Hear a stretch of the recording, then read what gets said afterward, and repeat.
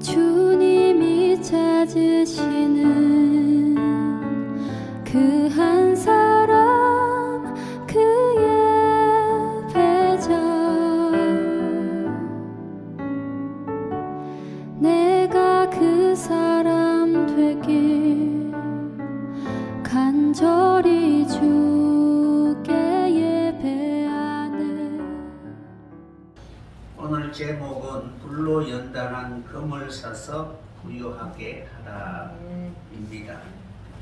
라오디게아 교회는 인본주의 사상에 치우쳐진 교회로 하나님이 교회를 다스리는 것이 아니라 사람이 중심이 된 교회입니다.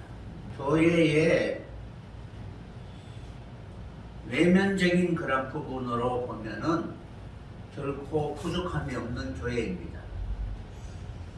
그들 스스로도 부자라고 여기고 있고 부유함으로 부족함이 없다라고 말합니다.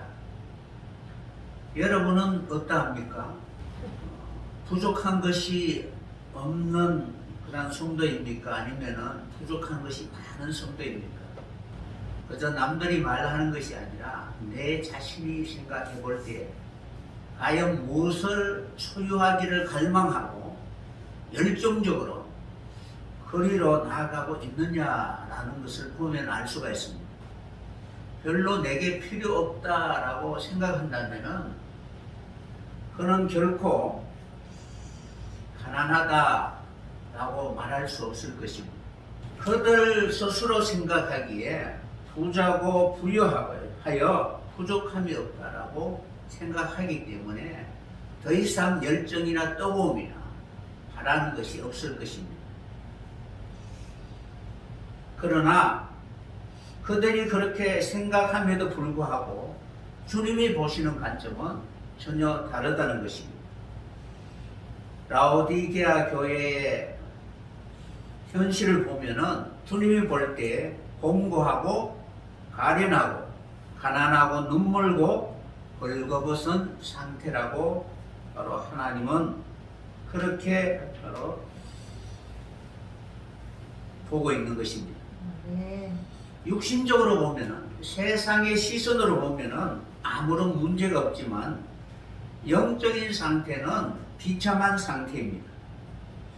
교회는 하나님과의 그 관계가 어떠한가를 살펴봐야 됩니다. 여러분, 남편과 아내의 관계는 소유의 넉넉함이나 물질의 많음에 따라서 좋다 나쁘다라고 말할 수가 없겠지요. 서로 신뢰하고 사랑하고 같은 마음으로 교제하는 이 관계가 진정으로 부유한 관계입니다. 돈이 많으면 웃고 돈이 없으면 슬퍼하는 관계라면 행복한 관계가 아니라 불행한 존재일 것입니다. 라오디게아 교회에 있어서 가장 중요한 것은 소유에 있는 것이 아니라 주님과의 관계입니다. 예수님을 볼 때에 하나님과의 관계에 있어서 아멘의 관계입니다. 그의 삶을 보면 철저히 하나님 앞에 충성된 삶이었고 하나님의 말씀에 최선을 다하는 그런 삶이었습니다. 마음과 뜻과 목숨을 다하여 사랑하는 그런 관계였고 창조의 근본이라는 그 의미대로 나를 나되게 하신 분은 하나님이시다라고 고백하는 것입니다. 그러니까 창조라는 의미는 관계를 말하고 있는 것입니다. 그러므로 라오디게아 교회는 주님과의 관계에 있어서 사랑의 관계가 아니라 세속적인 그런 마음으로 세상의 마음을 뺏긴 두 마음의 그런 모습입니다. 차지도 아니하고 더욱지도 않은 그러한 상태입니다. 오늘 주님이 말씀하시기를 라오디게아 교회는 차지도 아니하고 더욱지도 아니하니 내 입에서 화여 내치리라라고 경고하고 있습니다. 그들의 상태는 바로 미지근한 상태입니다. 미지근하다라는 것은 기회주의자입니다. 여러분들이 차다라는 말과 더욱다라는 말을 어떻게 이해하십니까? 세상에는 꼴찌도 말고 선두도 말고 중간만 가라라고 이렇게 이야기하잖아요. 그래 손해를 안 본다라고 말하거든요. 그런데 라오디게아 교회는 차지도 안 하고 더욱지도 않는 그런 상태입니다. 일반적으로 차다라는 말은 불신앙인의 모습, 세상적인 사람으로 해석하고 있고, 더욱다라는 그런 말은 열정적인 그리스도인이라고 이렇게 표현하고 있습니다.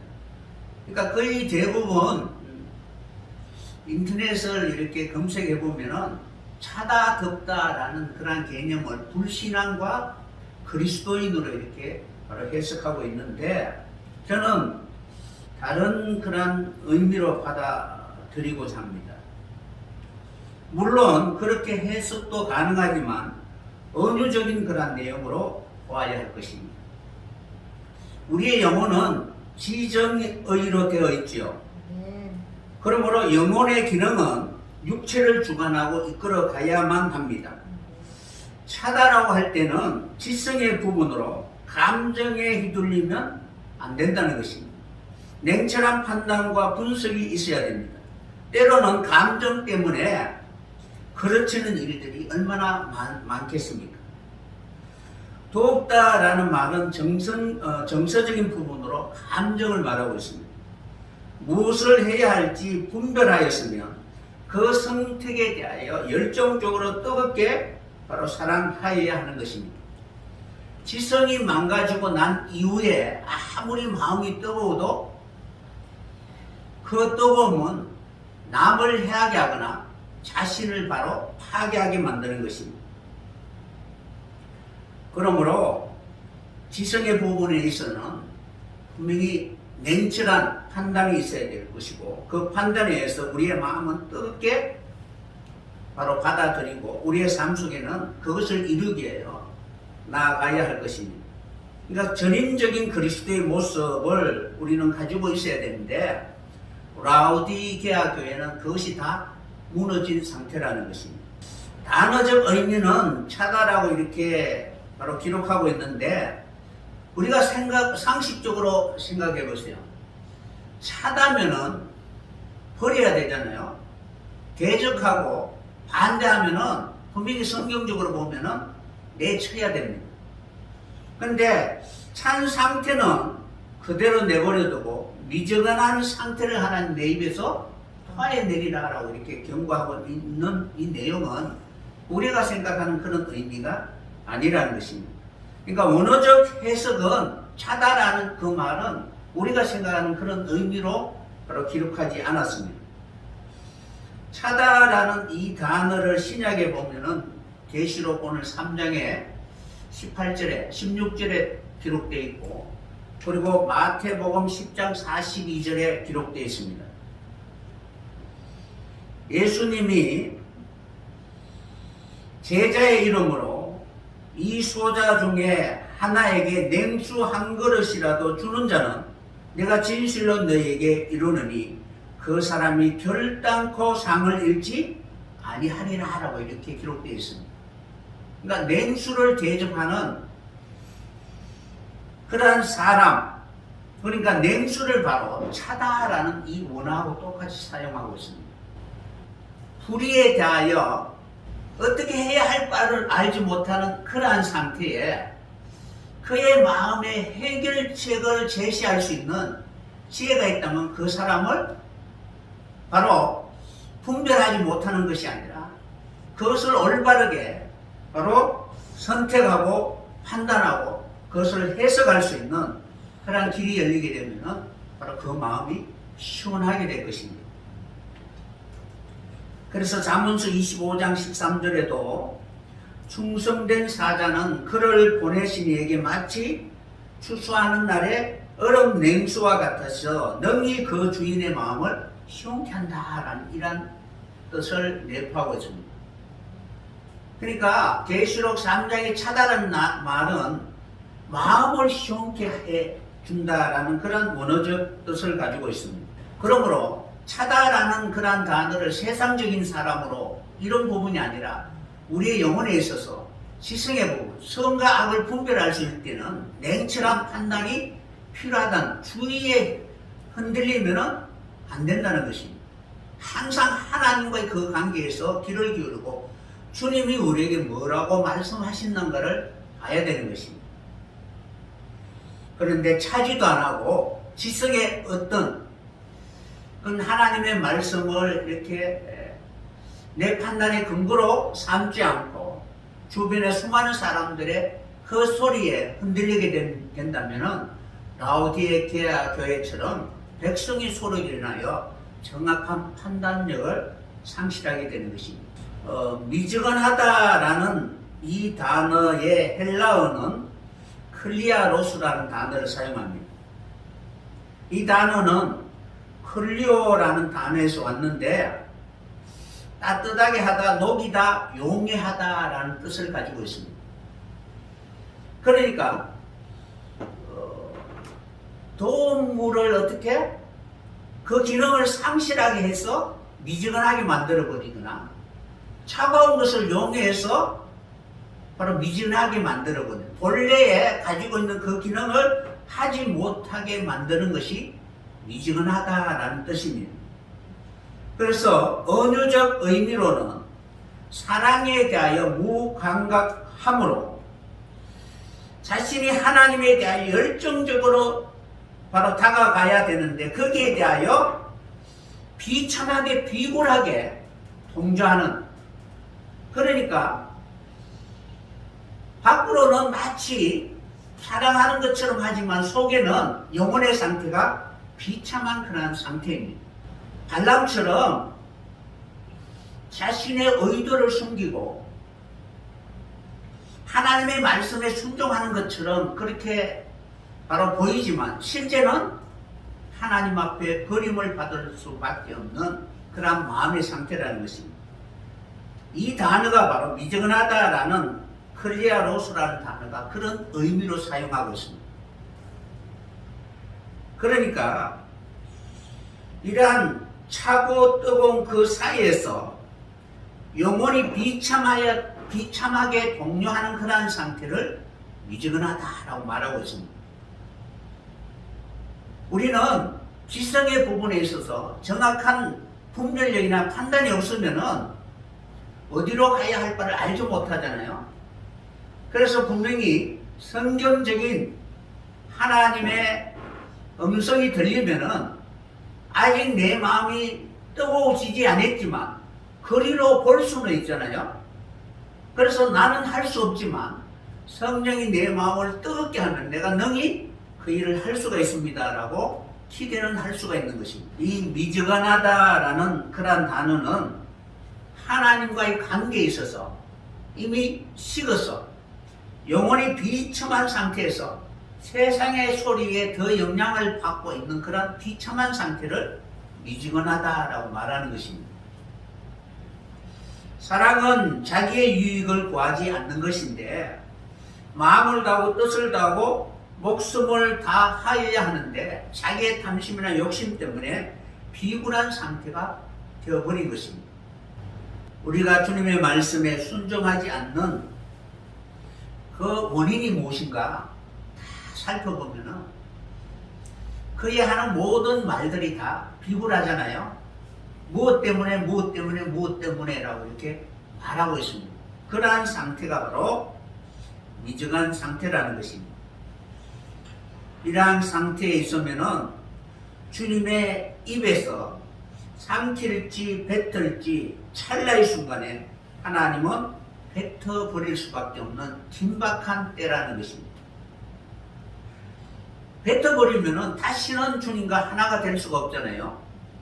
삼키면은 주님이 자신의 몸의 한 부분이 될 수 있도록 그런 것이 우리와 관계를 맺게 되는 것입니다. 그러므로 구원에 대하여 무감각한 상태가 바로 미지근한 상태라는 것입니다. 라오디게아 교회는 하나님과의 그 관계가 이미 단절되었고 하나님의 나라에 대해서는 소망이 없이 전혀 반응하지 않는 그런 상태였습니다.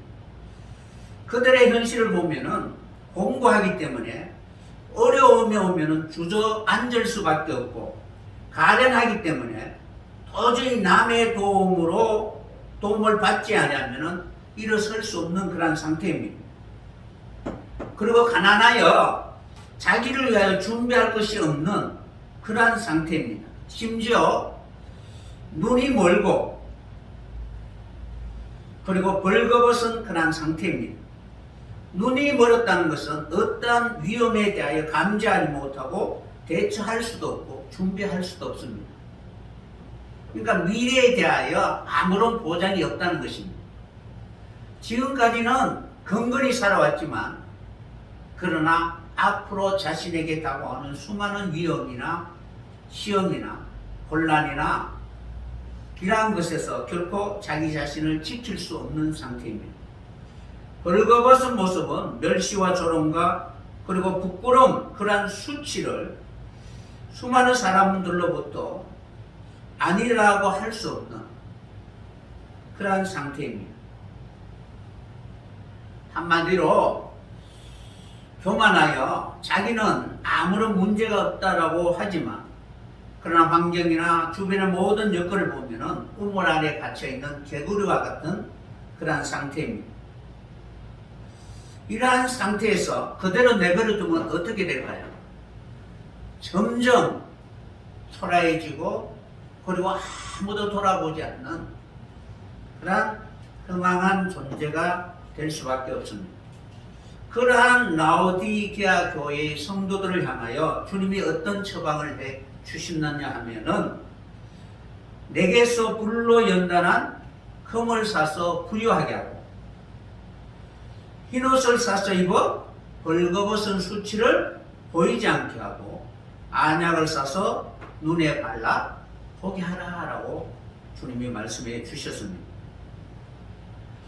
불로 연단한 금을 사야만이 부유할 수가 있습니다. 그러니까 라오디게아 교회는 지금 가난하지요. 가난하다는 것은 남을 도와줄 수 있는 형편이 아니라는 거예요. 흰옷을 사서 입어야만이 벌거벗은 수치를 보이지 않게 되는 것입니다. 보지 못하는 눈먼 자는 안약을 사서 눈에 발라야만이 볼 수가 있는데, 금과 흰옷과 안약은 세상 어느 곳에도 없고 오직 주님에게만 가야만이 있는 것입니다. 내게서 살아라고 말씀하고 계시는 거예요. 그러니까 주님과 아무런 관계가 없으면은 결코 주님이 우리에게 축복해 주시려고 준비하신 그것에서 결코 우리는 하나님과 관계없는 비참한 그런 모습으로 살아가게 될 것입니다. 그러니까 라오디게아 교회의 신앙의 현주소를 보면은 그 문제의 해결의 방법이 오직 주님에게만 있다는 사실을 알고 주님과 그 관계를 회복해야 되는 것입니다. 그러니까 라오디게아 교회의 그러한 문제는 첫째, 공고하고 가련하고 가난하다는 것입니다. 그것을 해결할 수 있는 방법은 불로 연단한 금을 사야만 된다는 것입니다. 그리고 벌거벗은 수치를 가릴 수 있는 방법은 흰옷을 사서 입어야 됩니다. 그리고 보이지 않는 것을 볼 수 있게 하는 방법은 안약을 사서 눈에 발라야 되는데, 이 세 가지를 다 주님이 갖고 계신다는 것입니다. 내게서 살아라고 이렇게 말씀하고 있습니다. 그러면은 불로 연단한 금을 사야 되잖아요. 이 금이라는 것은 믿음을 나타냅니다. 베드로전서 1장 7절에 보면은 너희 믿음의 시련이 불로 연단하여도 없어질 것보다 더 귀하여 예수 그리스도에 나타나실 때에 칭찬과 영광과 존귀를 얻게 하려 함이라. 그러니까 믿음이 주님 앞에 영광과 존귀와 칭찬이 되어야 되겠죠. 그런데 불로 연단하여 금이 증거같이 되는 것처럼 우리의 믿음도 시련과 고난을 통하여 하나님 앞에 존귀를 받게 되는 것입니다. 그러고 난 뒤에 베드로전서 1장 9절에 보면은 믿음의 결국은 곧 영혼의 구원을 받음이라고 말씀하고 있습니다.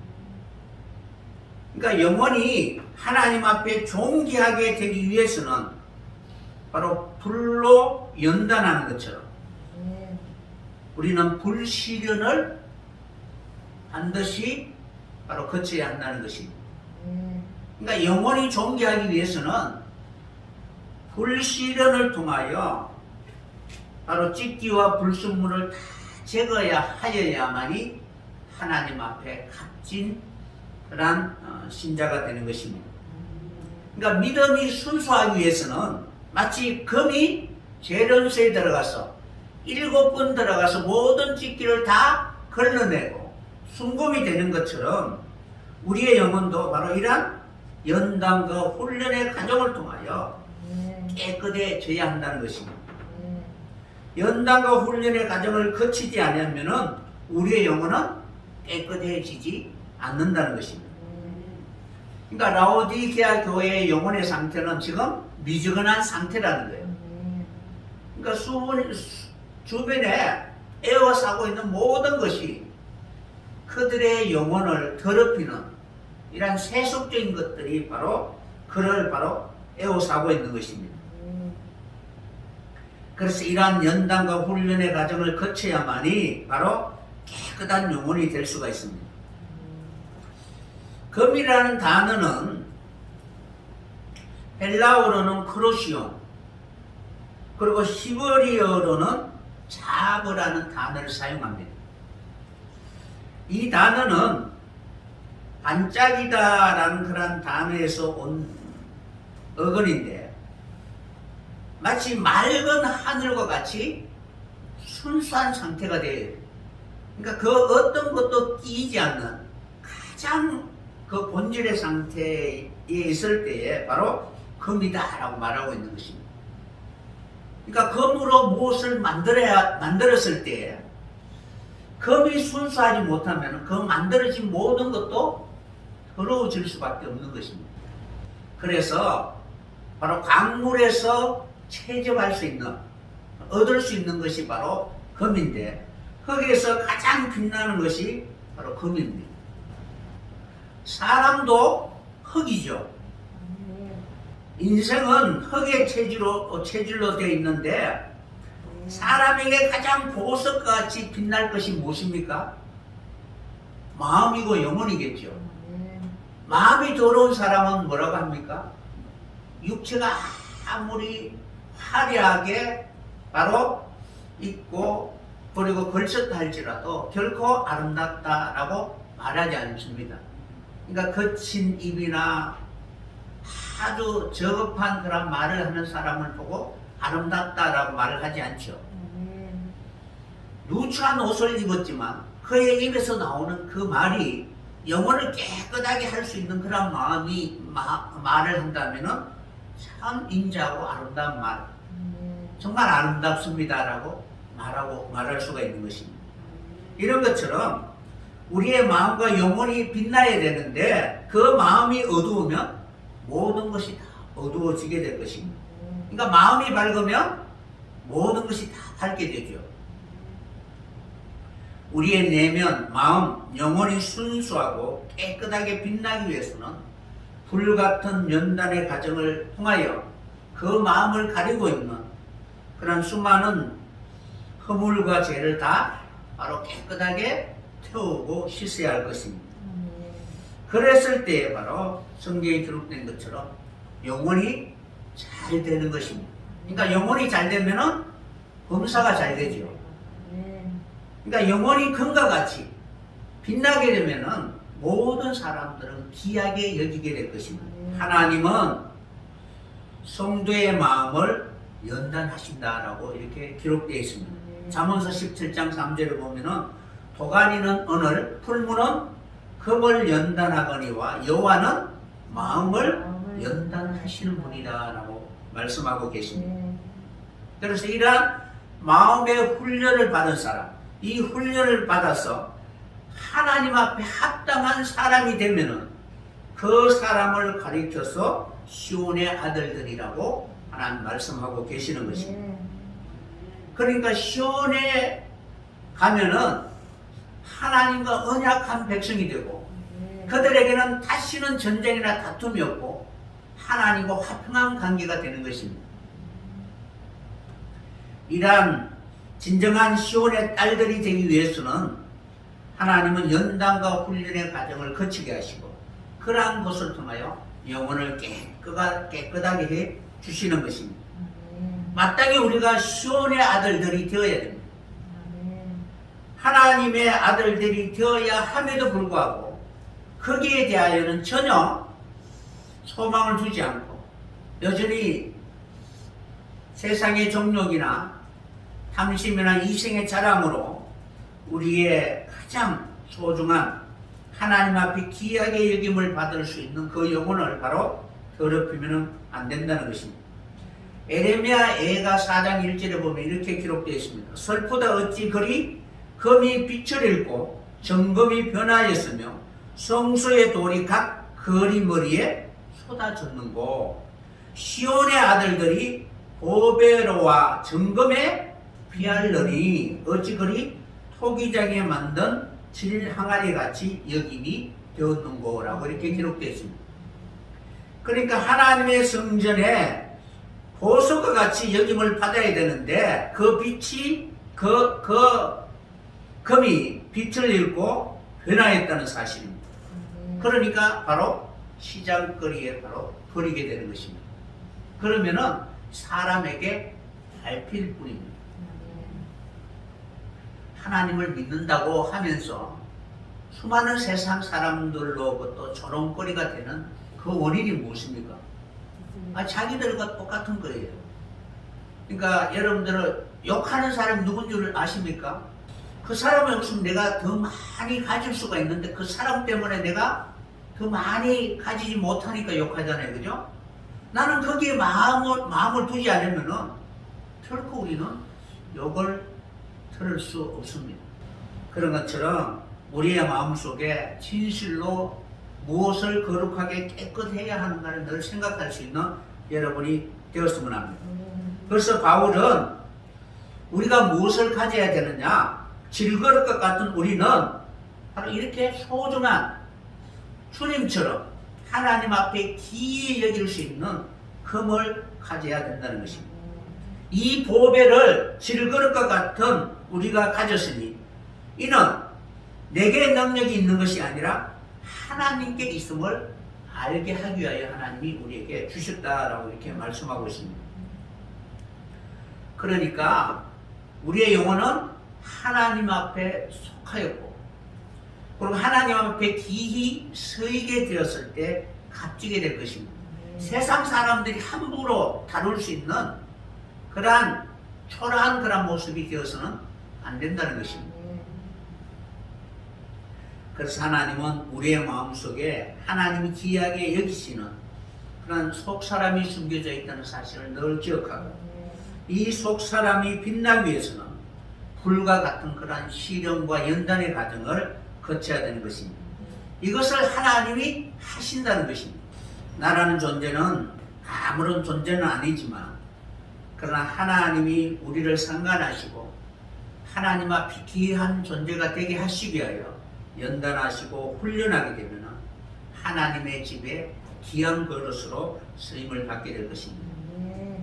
그러니까 불로 연단한 그 모든 과정이 필요하다는 것입니다. 그러니까 불로 연단한 금을 사라라고 말씀하셨잖아요. 그죠? 그러면 이 불로 연단하는 자는 누구냐? 말라기 3장 1절에 보면은 주님이 먼저 내 사자를 그 전에 보낼 것이다. 그러면은 그 사자가 앞서가서서 주님이 오시는 그 길을 예배할 것이다. 그러면은 너희의 구하는 바 주가 호련히 그 전에 임하게 될 것이다. 그러니까 사자가 먼저 와서 길을 예배하게 되면은 그 전에 주님이 임하게 되는데 이 주님은 너희가 사모하는 언약의 사자다라고 말씀하고 계십니다.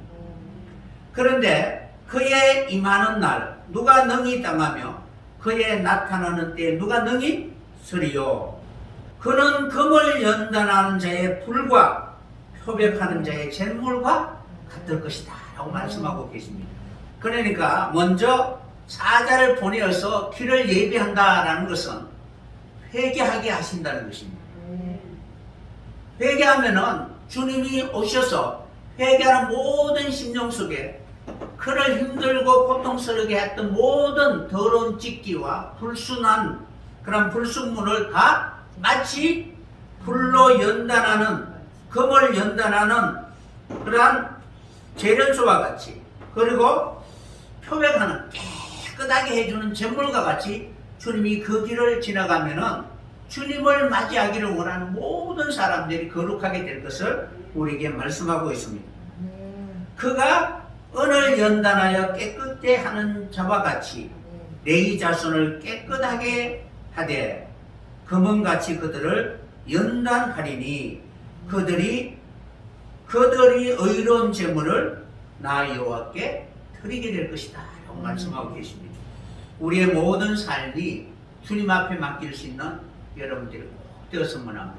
내가 가는 그 길은 바로 주님이 우리에게 보여주신 십자가의 길이 되어야 되는 것입니다. 그래야만이 진정으로 주님 앞에 보석과 같이, 예루살렘 성전에 바로 보석과 같이 하나님 앞에 존귀함을 받게 될 것입니다. 그러므로 우리는 하나님의 집에 보석과 같이, 금과 같이 귀하게 여김을 받기 위해서는 늘 우리를 더럽히는 그러한 세속적인 그러한 모든 것에서 우리를 깨끗하게 하여야 될 것입니다. 디모데후서 2장 21절에 보면은, 20절에 보면은 큰 집에는, 하나님의 집에는 금과 은의 그릇이 있을 뿐만 아니라 나무와 질그릇도 있어 기이 서는 것도 있고 천이 서는 것도 있다라고 이렇게 기록되어 있습니다. 그러므로 하나님 앞에 기이 서는 그릇이 되기 위해서는 누구든지 이런 것에서 자기를 깨끗하게 하면은 기이 서는 그릇이 되어 거룩하고 주인의 서심에 합당하며 모든 선한 일에 예비함이 되리라 라고 이렇게 되어 있습니다. 금도 귀하게 서임을 받으려면 불과 같은 그러한 연단과 훈련의 과정을 거쳐야 되는 것입니다. 불 속에 들어갔다 나와야만이 모든 불순물이 깨끗하게 제거가 되는 것입니다. 그러니까 우리는 겉으로 보이는 그러한 외모로 하지 않고 우리의 마음속에 숨은 그러한 속사람과 같이 심령에 섞지 아니할 것으로 하나님 앞에 갇힌 모습으로 날마다 우리는 거룩하게 깨끗하게 바로 주님의 그 창조의 섭리 속에서 우리 자신을 드려야 될 것입니다. 그러므로 불로 연단한 금을 주님으로부터 사서 부여하게 하여야 되는 것입니다. 그러니까 내 것이 되어야 되잖아요. 그러니까 여러분의 것이 어디에 있습니까? 내 것이라고 할 수 있는 것이 있습니까? 없습니까? 내 것이라고 생각했는데 어느 순간 보니까 다 손에서 빠져나가는 것들밖에 없습니다. 그래서 욥이 고백한 것처럼 적신으로 빈손으로 왔으니까 빈손으로 가는 것이 마땅하다는 거예요. 이 세상에 있는 것은 그대로 이 세상에 있는 것이지 내 것이 아니라는 것입니다. 하나님의 것을 잘 사용해서 과연 하나님 앞에 나라는 존재가 무엇으로 드려질 수 있는 그런 삶을 살았느냐라는 것이 중요합니다. 그래서 우리는 내 것이라고 할 수 있는 것들이 없는데 오직 하나님 앞에 진정으로 내 소유로 인정받을 수 있는 것, 그것은 바로 영혼이라는 사실입니다. 그래서 그 영혼 속에 하나님 주신 하늘의 신령한 자원을 통하여 많은 사람들에게 넘치도록 바로 나누고 섬길 수 있는 그런 사람들이 되었으면 합니다. 여러분들이 이 불로 연다는 금이나 수치를 가릴 수 있는 눈이나 흰옷이나 보지 못하는 것을 보게 하는 안약은 오직 주님께 있는데 그것을 사야만이 내 소유가 되는 것입니다. 사지 않고는 결코 내 영혼을 깨끗하게 할 수가 없습니다. 여러분들이 산다는 것은 대가가 필요하겠죠. 그러니까 주님으로부터 사기 위해서는 여러분이 여러분의 소유인 무엇을 드려야 되느냐? 영혼을 드려야 되는 것입니다. 내가 왜 금이 필요하고 흰옷이 필요하고 안약이 필요한가? 내게 왜 필요한가? 정확하게 알아야만 그것이 내 것이 될 수가 있습니다. 그래서 주님 앞에 산다는 의미는 내게 어떠한 가치가 있는가를 알아야만이 그만한 대가를 주고 살 수가 있습니다. 산다는 의미는 내가 하고자 하는 그 일에 그만한 가치가 있을 때에 그것은 내 소유가 될 수가 있습니다. 그러니까 단순히 내가 관상용으로 보기 위해서 사는 것은 내 소유가 아니잖아요. 왜냐하면 시간이 지나면 없어지는 것들이기 때문에 그렇습니다. 그러나 영혼이 있는 것으로 위하여 그것이 사용된다면 그것은 분명히 없어지지 않는 가치 있는 것이 될 수가 있습니다. 그래서 주님께 있는 깨끗한 정금을 왜 사야 하며 그 정금의 용도와 목적이 무엇인가를 알았을 때 내가 그것이 필요하다는 것입니다. 그러니까 만든 자의 의도와 사는 자의 목적이 다르면은 이루고자 원하는 그 뜻이 달라지게 되는 것입니다. 여러분들이 이 계시록 라오디게아 교회에게 바로 세 가지를 사라라고 말씀하셨습니다. 주님에게서 사라라고 말씀하셨는데 이 사다라는 말은 헬라어로는 아고라조라는 단어를 사용하는데 구속하다라는 뜻입니다. 구속의 의미로 사는 것입니다. 히브리 단어는 마안이라는 단어를 사용하는데 목적과 동기를 가지고 있다는 거예요. 무엇 때문에 산다라는 목적이 없으면 사는 것이 아니라는 거예요. 그러니까 그것을 올바르게 사용해야만이 그것을 사는 것이죠. 뭐 재테크의 수단, 그거는 단지 내 소유가 아니잖아요. 그러나 영원히 내가 붙들고 내 것이 되게 하기 위한 목적이나 의도를 가지고 그것을 샀을 때는 그것을 사용할 수 있게 되는 것입니다. 그래서 사다라는 그런 말이 바로 구속의 의미, 그 뜻을 가지고 무엇을 하기 위하여 그 목적과 의도를 가지고 사용하였을 때 사다라는 단어가 되는 것입니다. 그러니까 동일하게 금이나 옷이나 아니면은 안약은 구속적 관점에서 우리가 살펴봐야 되는 것입니다. 그러니까 여러분의 영혼을 더럽힐 수 있는 이러한 것들이 우리 주변에 많이 있잖아요. 그죠? 내 영혼을 더럽힐 수 있는 금과 같이 순수해야 될 내 영혼이 주변에 수많은 그런 조건들로 인하여 바로 가려져 있는 그런 상태입니다. 그러므로 불로 연단할 필요가 있는 것입니다. 그래서 영혼의 본질을 먼저 깨끗하게 해야 할 필요가 있는 것입니다. 그러니까 속량의 의미에서 내 영혼은 분명히 깨끗해져야 하나님이 받으시잖아요. 제물이 되고 하나님 앞에 바로 하나님의 것이라고 인정받을 수 있는 것입니다. 그래서 불로 연단한 믿음이라는 것은 영혼의 본질을 깨끗하기 위한 과정이고, 옷은 행실을 말하고 있죠. 그러니까 현재의 삶에 대해서 말하고 있습니다. 이 사람의 모습이 대한 어떤 가치를 가지고 살아가고 지금 최선을 다하고 있느냐라는 것은 그 사람이 어떤 옷을 입고 있느냐라는 것을 보면 알 수가 있는 것입니다. 그러므로 그리스도인이라면은 그리스도의 옷을 입어야 될 줄 믿습니다. 그럼 그리스도의 옷을 입는다는 것은 주님이 걸어가신 그 길을 따라간다는 것입니다. 그리고 눈이 떴다는 것은 미래를 준비한다는 것입니다. 미래를 준비하지 못하는 자는 원시치 못하는 자입니다. 그냥 현실 눈앞에 있는 당장의 이익만 바라보는 사람, 이러한 사람들은 바로 멀리 바라보지 못하는 자입니다.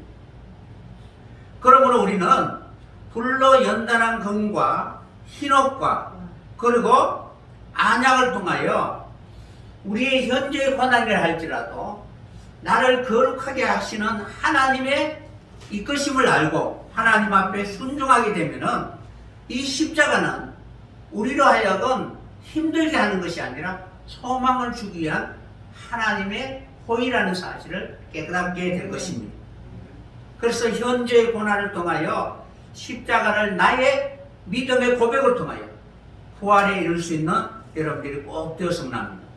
장차 우리에게 주실 영광을 바라보지 못하는 자는 인내하지 못하게 되는 것입니다. 인내하는 자는 멀리 바라보는 자요, 계시를 가지고 있는 자요, 눈뜬 자라는 사실입니다. 그러니까 라오디게아 교회는 전인적인 그런 모든 모습들이 바로 하나님을 향하여 나아가는 것이 아니라 점점 엄보로 향하여 나아가고 있는 상태입니다. 그러니까 이 징조는 무엇이냐면은 땅 끝에 거하는 자에게 나타나는 징조가 무엇이냐면은 아침이 되고 저녁이 되는 것입니다. 이것을 그들은 즐거워한다라고 말하고 있습니다. 그리고 난 뒤에 65편 9절에 보면은 땅을 건고하사 물을 대어 심히 윤택하게 하시고 하나님의 강에 물이 가득하게 하시고 이같이 땅을 예비하신 후에 저에게 곡식을 주신다라고 이렇게 기록되어 있습니다. 그러니까 물을 대어서 윤택하게 해 주신다라는 것이 무엇이냐면은 바로 부유하게 해 주신다라는 단어입니다. 그러니까 똑같은 단어라는 거예요.